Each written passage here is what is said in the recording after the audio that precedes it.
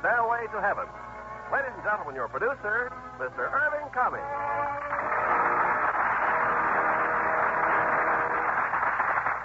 Greetings from Hollywood, ladies and gentlemen. Tonight's play, Stairway to Heaven, is another J. Arthur Rank production which received international acclaim. It's a tender romance between a British pilot and an American girl who are separated by a heavenly messenger. And as our stars of this delightful fantasy, we have David Niven in his original role and the Universal International star, Barbara Rush. Later they will join me for a preview.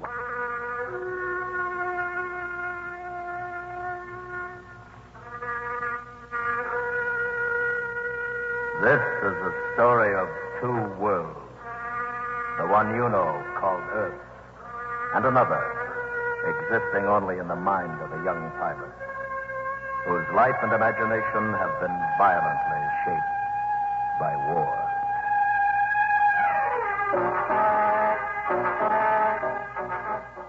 It's 1945, shortly before dawn. Over the North Sea, a Lancaster bomber, riddled by shells and on fire, struggles through a dense fog toward the English coast. The pilot has just made radio contact with an air-sea rescue station. Hello down there. Hello? Can you hear me? Where are you, Lancaster? Request your position. Come in, please. Position nil. Position nil. What's your name? I cannot read you. Can you see our signals? No. It's funny, but all of a sudden I'm thinking of a poet. Give me my scallop shell of quiet, my staff of faith to walk upon, my scrip of joy, immortal diet, my bottle of salvation, my gown of glory, hope's true gauge, and thus I'll take my pilgrimage. Sir Walter Raleigh wrote that. I'd rather written that than flown through Hitler's legs. I cannot understand you. Request your position. I'll give you my position. Instruments are shot away. Crew gone, too. All except Trubshaw here, my navigator. He's dead. The rest bailed out on my orders. Time 0445. Crew sailed out? 0445? My station warrant at Bomber Group G for George. Send him a signal, please. Warren, Bomber Group G. George. Are you going to try to land, G. George? Oh, my name is not G. George. It's Carter. Peter D. Carter. No, I can't land. The undercarriage is gone. I'm bailing out presently. What's your name? June. Well, I'm bailing out, June. But there's a catch. I don't have a parachute. Repeat, please. Hello. Can you hear me? No, it's all right. I'd much rather jump than try. Hope I'm not upsetting you, June. Are you pretty? Not bad. You've got a beautiful voice. Funny, a girl I've never seen would hear my last words. Oh, perhaps we could do something. Let me report you. No, just keep talking, please. I want to be alone with you, June. Where were you born? In Boston. Massachusetts. Boston, that's the place to be born. And history was made there. Are you in love with someone? No, don't answer that. I could love a man like you, Peter. I love you, June, because you're life and I'm leaving you. Where do you live? Leawood House. About 3 miles from here. Good. I'll be a ghost and come and see you. What time will you be there? Well, I'm on duty until 6 minutes. Oh, this is such a nonsense. Oh, it's the best sense I ever heard. It can't be helped about the parachute. What do you think the next world is like? Oh, Peter, please. Well, I'll know soon enough. Trubshaw will probably be waiting for me. Goodbye. Goodbye, June. Hello. G. George. Hello, G. George.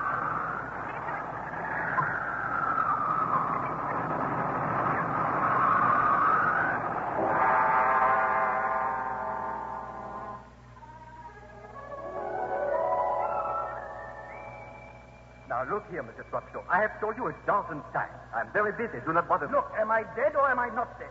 Sacre, yes, of course you are dead. All right, and this is heaven, isn't it? Then where is he?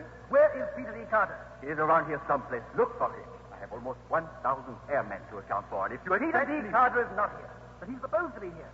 His name's on that list. He's either AWOL or else, well, there's been a mistake. There has not been a mistake here for 1,000 years. Then where's Carter? If there was a mistake, if Peter Carter was still alive on Earth, a bell would ring. Do you hear a bell? No. Therefore, no mistake has been made. And if you have any further complaints, Oh, no. No. Conductor R34. Conductor R34. Go to the recorder's office with Lieutenant Trubshaw. Report at once, please, with Lieutenant Trubshaw. Mm-hmm. No mistake, eh?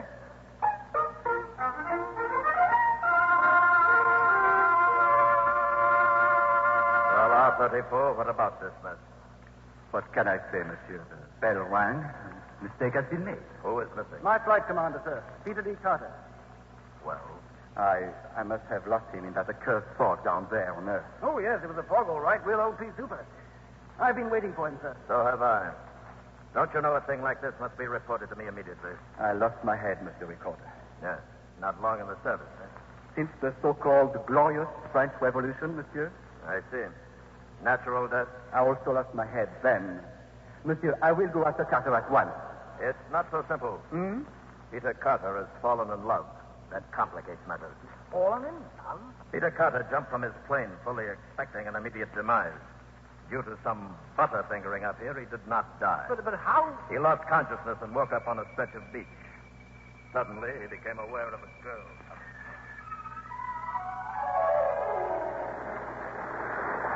Hi. Hello. Hello. Anything wrong? I don't know.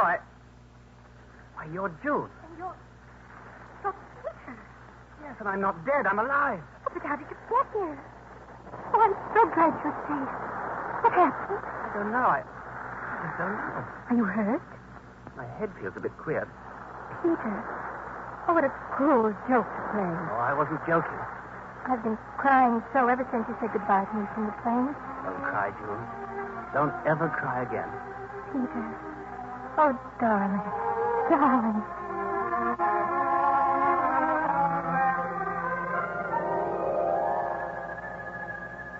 And that's what's been going on down there.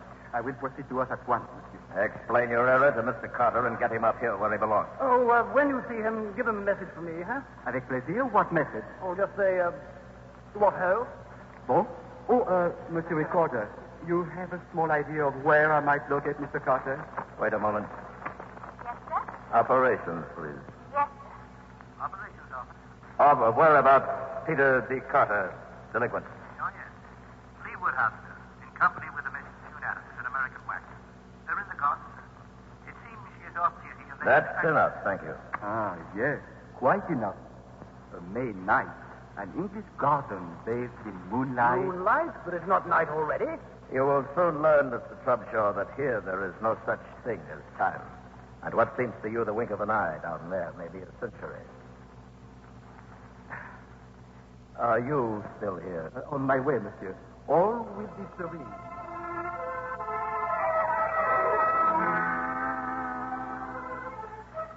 June, are you cold, darling? Cold? No, Peter, no. You smell something. No. Oh. Tell me, what did you do before the war? Good evening. Oh, good evening. Who are you? What's this costume? What is wrong with these clothes? They were my very best. I was buried in them some 150 years ago. June, am I seeing things? Ah, she is lovely, isn't she? But save your breath, Monsieur Chevalier. This is nothing, is nothing. June, We are talking in space, you and I, not in time. you crazy? Who are you? We should have met at dawn, mon ami. Unfortunately, I missed you. Oh, I bring you a message from Monsieur Trubshaw. Trubshaw's dead. Trubshaw. Oh, yes, quite dead. He says, what ho? Well, he always says what ho, but he's dead. Again, I say yes. And what should be the status of a man who jumped from his aircraft without a parachute? How do you know? He should also be dead. But I missed you because of your ridiculous English climate. For What do you want now? you, my friend, What for? to conduct you Where? to heaven, of course. Oh, this is fantastic. And if I refuse to go with you? But you cannot refuse. You have overstayed already by nearly 16 hours. Time, that is. What about her, June? I'm in love with her. But what is love? The feeling of a moment. I represent eternity. 16 hours ago, I was not in love. Now I am. Millions of people are in love. Do they protest when their time is up? No, they do not. They have no right to. Exactly. But I have. Why? Look, it was no fault of mine that I didn't die. I've fallen in love because of your mistake, and I demand an appeal. Will you please be reasonable? Appeal to whom? Well, that's your problem. You'll find out. It has never been done, never. Well, then go away. You are determined to get me into the salad, aren't you? Well, what about the salad you got me into? I think I'll leave you for a little while. Yeah, that's better. A little while, I said. I shall have to report above for instructions. Good. Go on. Report. And do not fall any deeper in love, do you hear me? I'm warning you. She's charming, isn't she? Au revoir, mon ami. I work for a magazine. June, what did you say? I said I work for a magazine. Why did you say that? Well, because you just asked me what I did before the war. Oh, yes, I did. June, what's the matter with me? Had an odd thing happened while you were asleep, or did it? Well, I haven't been asleep. Well, then you heard us talking. Why, no. Well, who was here to talk to? But they sent somebody. They? June, do I look cracked? Well, not to me, darling. Are you? Look, there was a dense fog at dawn this morning. That's right, isn't it? Well, you know there was. And I did bail out without a parachute, didn't I? So how can I be alive? Oh, darling, we've talked about that all day. We don't know what happened. It doesn't make sense. And I'm in love with you. And that doesn't make much sense either. But I am. Well, that character insists I should be dead. What character? Well, he's French. He's got short pants and lace and things. They sent him down after me. He said he missed me before because of the fog. Bad luck for them. Good luck for me. Well, I told him I was going to appeal. He's gone off to get instructions. But it's not my fault I'm not dead. It's not my fault that I found you and fell in love with you. Oh, Peter. oh, my head. Oh, these awful headaches. June, you are there, aren't you? Oh, Peter, of course I'm here. Yes, now, for a second, I thought I'd lost you. Oh, what is it, darling? What is it?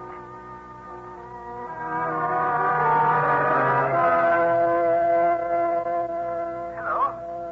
Hello? Yes, this is Dr. Reeves. Oh, June, good morning. What? Why, yes, of course. Come over right now if you like. I'd be delighted to see you.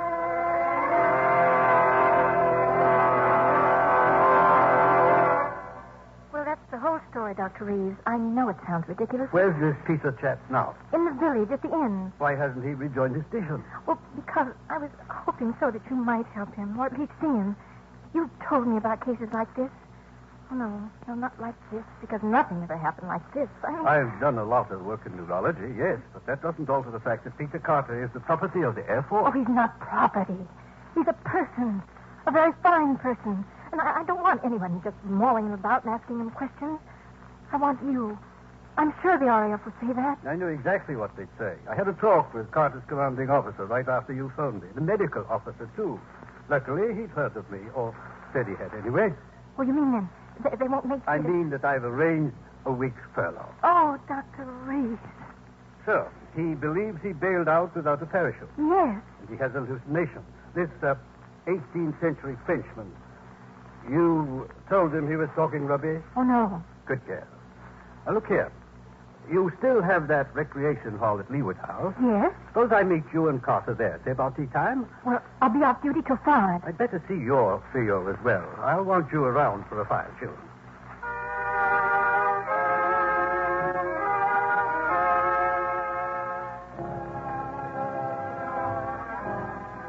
Don't mind me. Just go on with your game. Oh, Dr. Reeves. So he's a chess player, is he? Any good? He'll do. Squadron Leader Carter, Dr. Reeves. How do you do? How do you do? Well, I've told him, Doctor, about you. Good. Mind if I ask a lot of stupid questions, Carter? I wish you would. These visions you've had, hallucinations, ever had them before? No, never. What were you in civilian life? I taught at Oxford European history. Parents alive? My mother.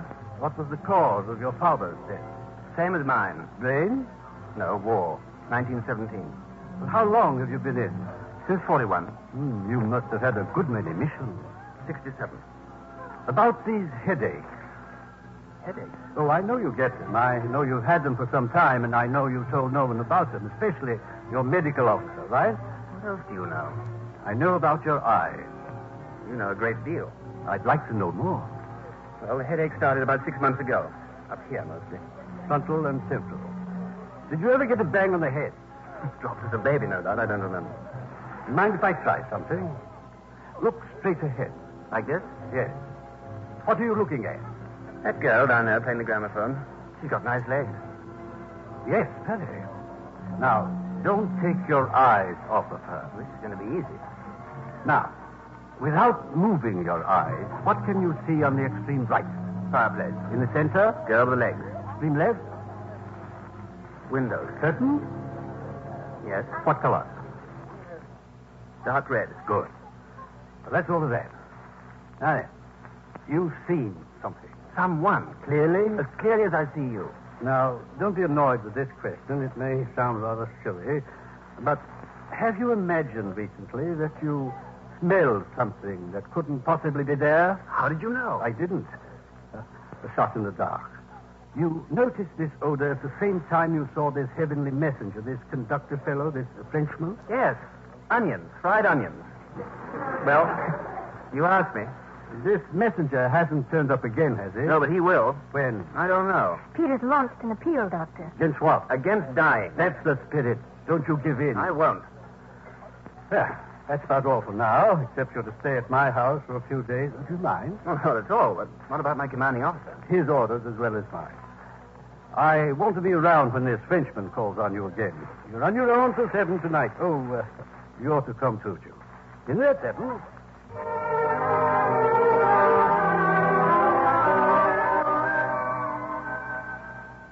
He's still asleep, Doctor. What time is it? 10 o'clock. He'll sleep for at least another hour. How do you know? I gave him a pill. Oh. Well, but what If the Frenchman comes again, I left a bell at the side of Peter's chair. A bell? If he has a visitor, Peter's going to ring the bell, if he can. And now, how about another game of chess? Oh, sure. If you'd like. Don't worry about him, June. He'll be... June! June! Dr. Reeves! Quickly! Monsieur Carter. Monsieur, if you please. Who? Oh, you're back. Oh, very well. Ring the bell. You see? Nothing happens. The bell does not ring. A book on chess, huh? I was reading it just before I fell asleep. Alokin's 100 best games. I must look this over. Now, stop stalling. What about my appeal? Oh, yes. Well, it's been granted. Thank you. The trial will be a full dress affair. Oh, très chic. Everyone will be there. You have 2 days in which to prepare your case. Wonderful. Don't be so happy. The counsel for the prosecution, the one who will insist that you leave this little world of yours, has been chosen. Well? His name is Abraham Farland. Come again? Abraham Farland. Never heard of him. A man from Boston. I've never been in Boston.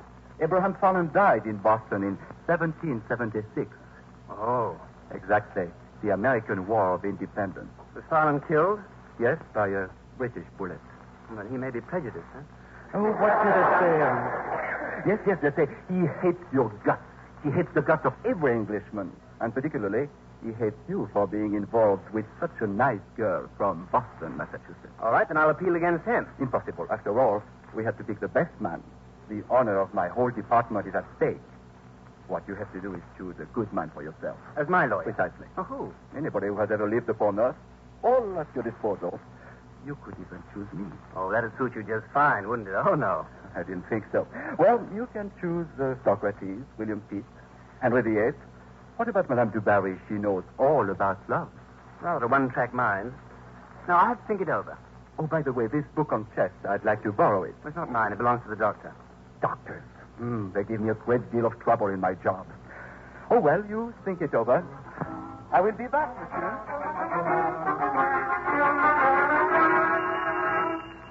June! Dr. Reeves, quickly! What is it, Peter? Is the Frenchman there? He's gone, but he was here. I couldn't ring the bell until... Peter, you all right? Yes, I think so. Oh, dear, Peter. Let me look at your eye. Look up toward the ceiling. You can talk if you want to. So, he just left, huh? Yes. I hope you didn't give in to anything. No. Hey, but, oh, boy, be right back. June, I got good news. Oh, what, darling, what? I've won the appeal, and the trial's in 2 days. Darling. Peter, tell me, did you smell anything? Yes. Same as before? Fried onions. Now, I want you to drink this. Any headache? Oh, a beauty. You tell me what the Frenchman said tomorrow. I want to talk. He said... Oh, good heavens, it's gone. What's gone? What book was I reading before I went to sleep? That book of mine on chess. Joking. 100 best games. I put it right here. Sure. Absolutely certain. What a nerve. That's cool. Now, how about getting back to sleep? About my counsel at the trial. I don't think you believe a word I say. Peter! My dear friend, here on Earth, I'm your defending counsel. And as your counsel, I believe everything you tell me. June, I don't want to leave you. Oh, why should you leave me, darling? Everything will be all right. If I can only get a good counsel. Of course you will. So important. I don't want to lose you, June. Oh, I won't let you go, Peter. No one can take you from me. I won't let you go. I won't let you go.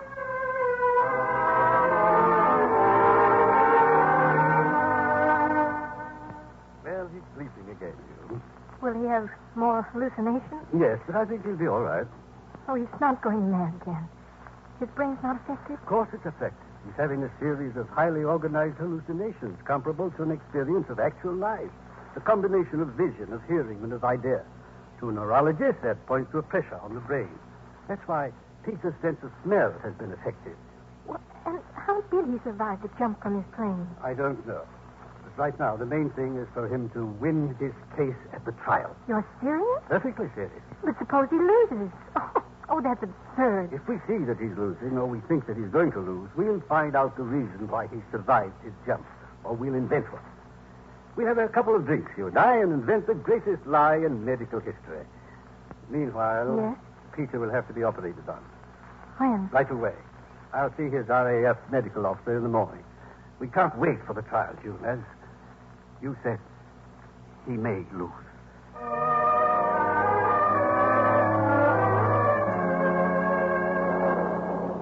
We don't dare wait any longer, Dr. McEwen. Deterioration all around. We ought to operate tonight. But we're swamped here.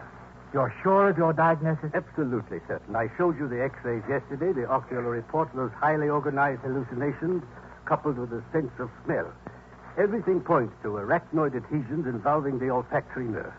But I'm no surgeon. Who do you have here? Edwin Liza. Liza. That's fine. Good. Yes, but I don't see how we can manage tonight. I mean, there's no crisis in a thing like this. Any day would do. There is a crisis. And I'm afraid. Insanity? Yes. Why? I told you of that trial Carter keeps talking about. Well, as far as he's concerned, that trial is fixed for tonight. And he hasn't found anyone to defend him yet. He really believes all this? Intensely. The boy has a fine mind, McEwen. It's part of our trouble. Too good a mind. A weak mind isn't strong enough to hurt itself. Yes. Stupidity has saved many a man from going mad. Carter's had several talks with his heavenly messenger, that Frenchman. Hallucinations, of course, but you never saw such an imagination. But I don't quite follow. Nothing that Carter invents is entirely fantastic. It's invention, but it's logical invention. He's convinced he'll die if he loses his case tonight, and that's why I say we must operate tonight. It's no use shaking your head. But I'm sorry, but... Oh, excuse me. Dr. McEwen here. Who? Oh, one moment. It's you, Dr. Reeves. The girl. Hello? It's Peter, Doctor. He's worse. I don't know what's happened. And it's happened something. We were sitting here in your library, and all of a sudden he just stopped. He just sits staring out at the rain, staring into space as if he's... Oh, please come. I'll be right there, too. Peter. Oh, Peter, darling. You're far off somewhere. Come back. Come back, Peter. Come back. I do not understand you at all, monsieur. I give you the right to choose as your counsel anyone who ever lived on Earth, and yet you tell me you cannot make up your mind. I can't. May I remind you, the trial is but a few of your hours off. Look there, shelf after shelf of books about famous men. There is Lincoln. What about Abraham Lincoln? No, it's hardly fair to drag him in. So I don't think he'd be prejudiced. Plato? Nobody knew more about reasoning than Plato. He was 81 when he died. He might be too old to think love important. Perhaps you're right. Now, if he had been French, Richelieu, for instance, irresistible at 80. I never liked Richelieu much in the Three Musketeers. Voltaire? No. Then who do you want? Look, it sounds fine to have all these great men to choose from, but what do they know of our problems today? True, very little. Besides, it should be an Englishman. Nobody famous, but somebody with his head screwed on right. Now, what about this Abraham Farland? Was he a famous man? A school teacher. Ah, you see? Anyway, why are you so interested in getting me a counsel? I am interested only in getting you where you belong, in heaven. Peter, now, come with me now. No. If you do, you will have nothing to worry about. No trial, no vexations, no pain. See over there, Peter? A great, magnificent stairway. Yes, it will take us there, Peter. It is the stairway to heaven. No. Come, Peter. Come. No, I don't have to go yet. I have your word. I can appeal. I'm leaving you, Frenchman. I'm getting out of space and going back to Earth. Back before it's too late. Peter, come here. Come back here. Come back. Come back. Come back, Peter. Oh, come back, darling. Peter. June, he almost got me. June. Doctor? He'll come around in a moment. June, Peter's got to go to the hospital tonight. Phone Dr. McEwen. Tell him I say it's life or death. Oh, yes, Doctor. Oh, better send a telegram to his mother and sisters. You know where? Yes. That's all. Hello, Peter. Where's June? Phony. He'll be back in a moment. He almost got me. I know. He's a crafty beggar. He got away by the skin of my teeth. Now, look here. Don't let anybody fool you into giving up this appeal. You've been promised a fair trial. Don't give in to anybody. I haven't the counsel. We'll find the right man. They might appoint some stone. Nonsense. Or let it go by default. I tell you, we'll find somebody. They can't start until we do. Nobody famous. Well, how about... Doctor? Come in. I can't get through to the hospital. The operator says it's the phone. I'll take your car. No, you're more valuable here. I'll go. Now, go in to him. And don't allow him to despair, June. His life is in your hands.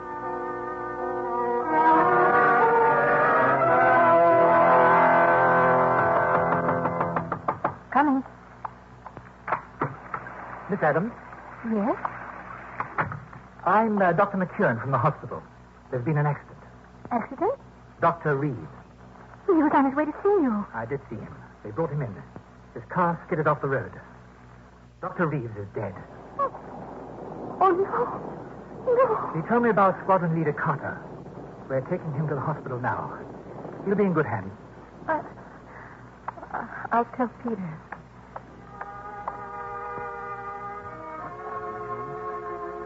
Where's Dr. Reed? Well, he's gone ahead, Peter.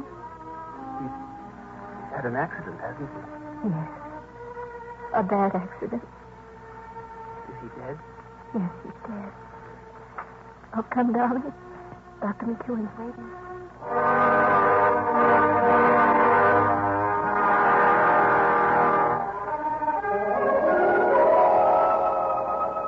Well, Dr. Reeves, I believe. Yes? Welcome. Thank you. Oh, permit me to return your book on chess. Oh. Aha. So, it's you. And how is dear Peter? He has a fighting chance. Oh. Where are you taking me? Up the stairway? We'll have to skip several of the preliminaries. I'm taking you at once to the recorder. He is very anxious to see you, Doctor.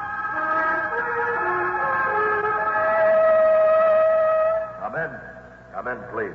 Mr. Recorder, Dr. Frank Reeves. Doctor, you are familiar with the case of Peter Carter. I am. He has just chosen you to be his counsel. I was hoping he would. You have very little time in which to prepare your case. They tell me that seats in the courtroom are already at a premium. Peter's in the hospital now. Yes, they've already started the brain operation. I should like to see my client immediately. Conductor, take Dr. Reeves to the operating room. Respiration shallow and rapid, Dr. Pulse 88. Color? Hello, Peter. Hello, Doctor. Where's June? She's waiting, Peter, out in the corridor. They're operating on me, aren't they? How's it going? Spicer's a great surgeon, Peter. Neat. Very neat indeed. I like his work. Good. About me, Peter. I'm very flattered you've made me your counsel. Are you sure I'm the best man? Quite sure. But I'm no lawyer, and if Abraham Fowler gets into politics, I'm sunk. Well, who isn't? Now, come on, Doctor, you must have something. Little common sense, perhaps. Well, if that's as rare up there as it is down here, a little will do me fine. I need evidence, Peter. June's all the evidence I need. I've fallen in love with her. Her accent is foreign, but it sounds sweet. We were born thousands of miles apart, yet we were made for each other. Conductor, may I kiss her? Just in case, you know. Go on, kiss her. But she will not know it. Doesn't matter. This I want to see. Come, Doctor, the corridor. I think they'd rather be alone. But we cannot let him out of our sight. Look. So he kisses her. Ah, you English. What is the good of kissing a girl if she cannot feel it? Oh, June, darling. You see, Doctor, she just sits in her chair in the corridor. She's crying. Ah, yes, the lady weeps. You want evidence, Doctor? There it is. Her tears. Don't cry, darling. Please. If I could only take one of her tears. But you can. You can do as you wish. How can you take a tear into heaven? Permit me. The rose in my buttonhole. I touch the rose to her cheek, so. And like a pearl of dew upon the petal lies a single mortal tear. The only bit of real evidence that we have. Come, we must get out of here now. Monsieur Recorder, we are ready. The case of Peter Carter versus Heaven will now be heard.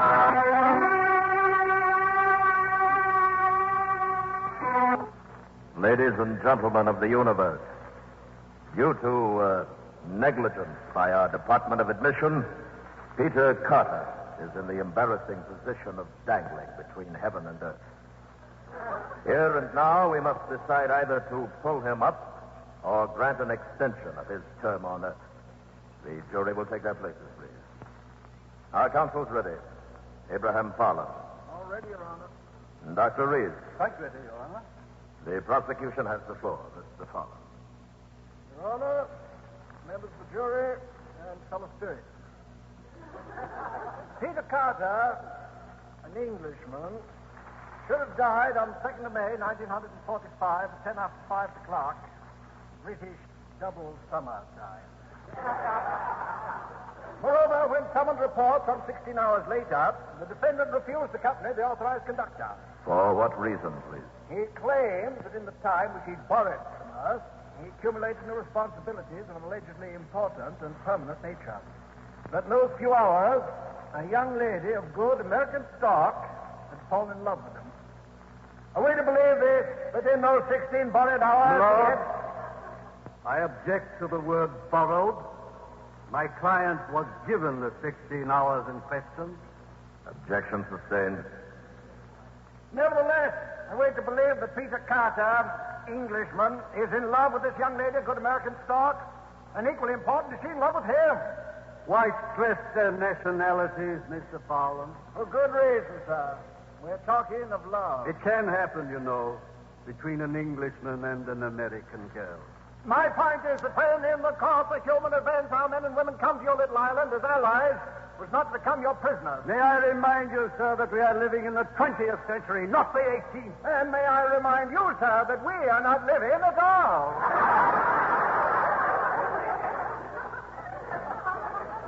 You've got me there, Mr. Fowler. Beg your pardon. Thank you. But I am up to date, Dr. Reeves. Oh, I've been watching you English from upstairs here. Your politics, your busyness. Is Peter D. Carter what you'd call a good Englishman? Yes, sir. I thought so. Considerable handicap, is it not? Lord, may I ask where Mr. Fowler's father was born? Entirely irrelevant. Could it have been in England? My father left England, sir, because he didn't like it. But he liked it today. Well, I have here a radio. Let me turn it on. Listen, everybody. Listen to the England of today. Well, here we are at the cricket match, ladies and gentlemen. Voice of England, Let me say that the 1945. weather is much more like cricket weather now. Stopped raining and play has been resumed. So there's a fine crowd and we're all doffing our mats and umbrellas now and settling down to enjoy this rousing sport, which to people all the world over is perhaps more typically English than anything else. You admit, sir, that's an English boy. Oh, yes. Then the sponsor here is for Wally Hammond, ladies and gentlemen, who just played a delightful forcing shot off Miller. I think we've heard enough. May I turn on the radio now, sir? Let's hear the voice of America in 1945. If you wish, sir.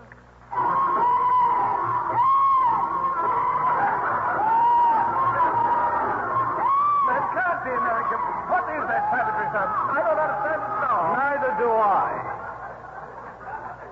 I simply suggest that what may be typically British or typically American has nothing to do with Peter Carter and or June Adams. Oh, yes, June Adams.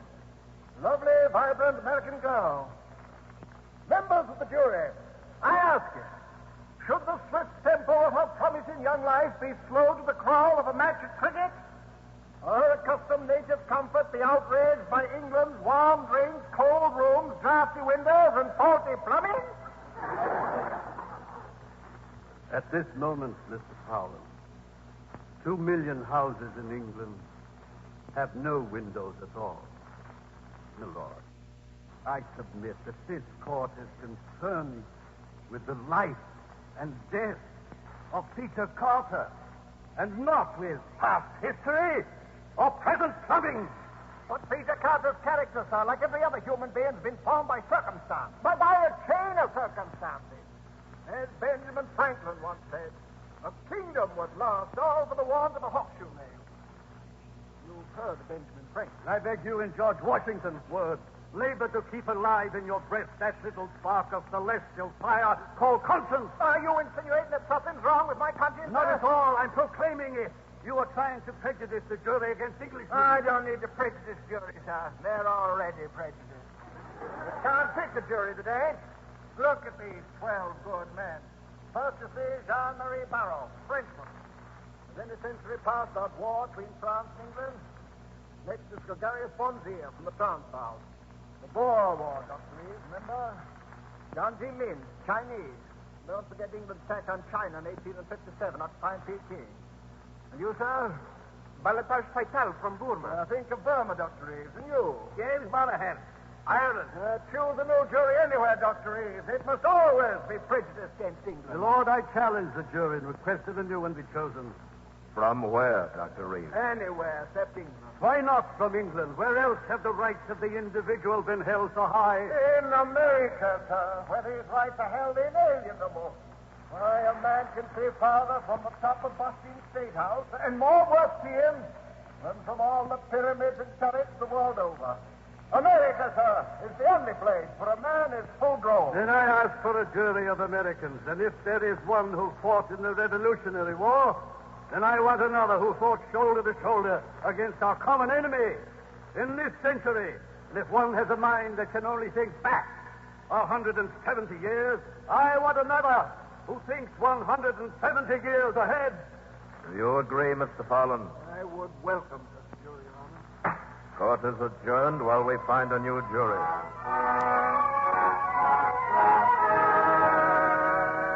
Without further interruption, we shall continue to introduce the new jurors to the court. Francois Dupont, American citizen. Peter Van Dyke, American citizen. Jim Wong, American citizen. Jefferson Lincoln Brown, American citizen. Patrick Aloysius Mahoney, American citizen. The jury will be seated. Mr. Fallon. Apparently Dr. Reeves has wasted the court's time. Search where you will. Humanity rises to indict England. You may proceed, Dr. Reeves. Gentlemen of the jury, here in my hand I hold a single rose. And in this rose lies my entire case. And what is my case? I agreed with Mr. Fowler. Has Peter Carter fallen in love during the allotted extra? Forrest, In the disputed extra 16 hours, or has he not? Now, two young people who would never have met but for a mistake of here are being penalized for falling in love. On the petal of this rose is a tear. And in that tear are love and truth and friendship. Those qualities alone can build a new world today and a better world tomorrow. That is my entire case, and upon it I demand that Peter Carter shall live. Mr. Fallon. No questions, Your Honor. Your Honor, You are the foreman of the jury. I am. And we feel that the defendant and the girl should be given a chance to be heard. Is that permissible? It can be arranged. Where are they, conductor? Peter Carter is on an operating table in an army hospital near Newcastle. The young woman is also there waiting in the corridor. The jury feels that hearing them would help establish a better understanding of conditions. In that event, the jury will go downstairs. Lead the way, conductor.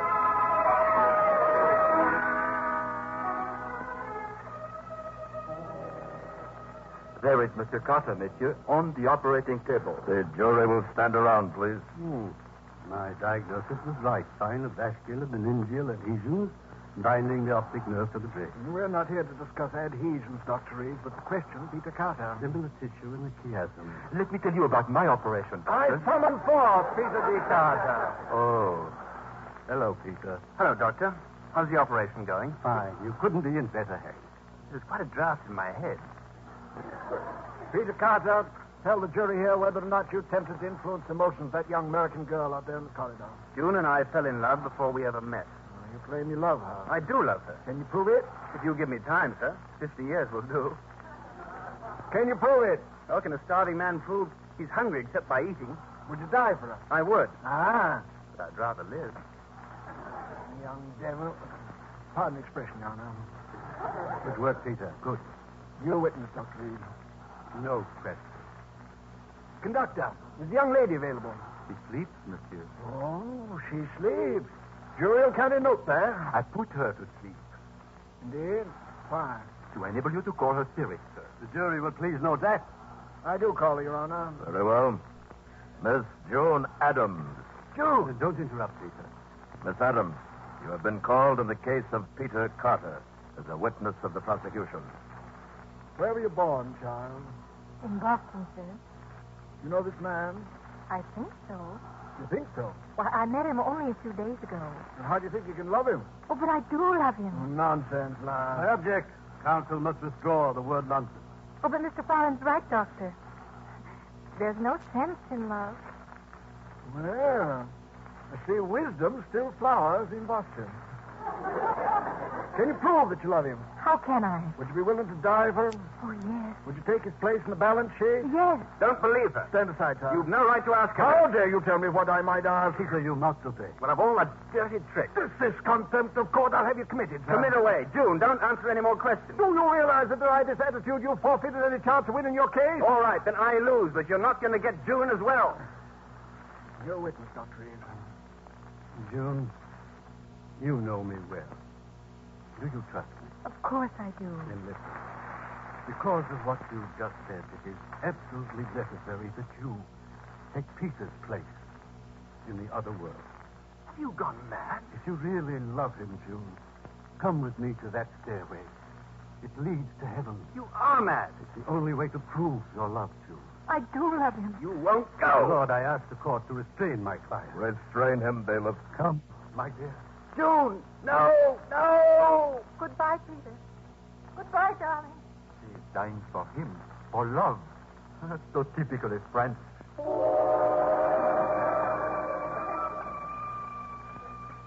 Look! The stairs! The stairs have disappeared. What? The stairs have disappeared.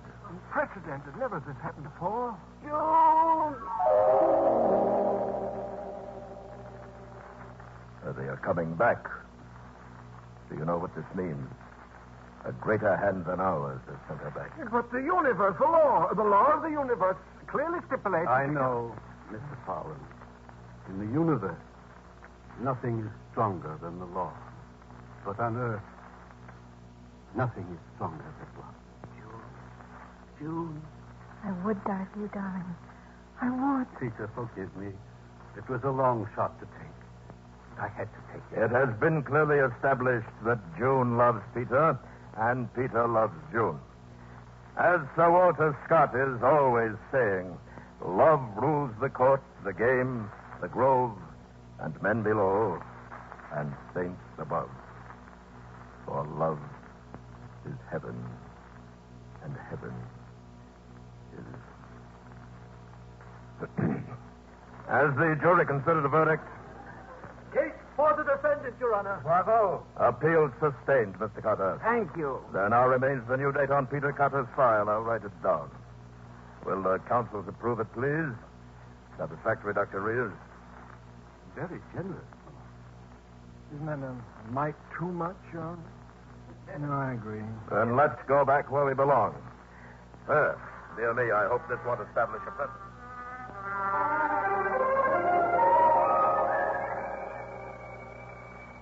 All right, nurse. The patient may be removed to his room now. Congratulations, Dr. Liza. Wonderful piece of work. He will be all right. Somehow I feel very sure of that. Peter, Oh, no. You still here? the book on chess. I'm returning it now to Dr. Reeves' library. Oh, what a pity I shall have to wait so long to play chess with you. I can't, sir. I'm sorry. In time, my friend. Au revoir, Peter. Oh, he's waiting for you in your room. Waiting for me? Waiting for me?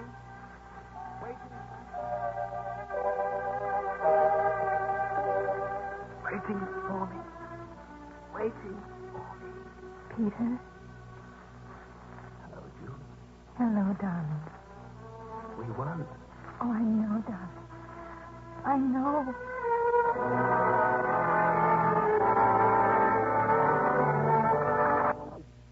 To David Niven and Barbara Rush.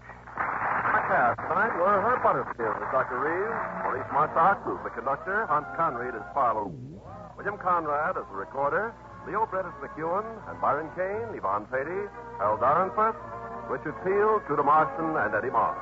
Our radio play was adapted by S.H. Barnett from a screenplay by Michael Powell and Emmerich Pressburger. Our music directed by Rudy Schrager.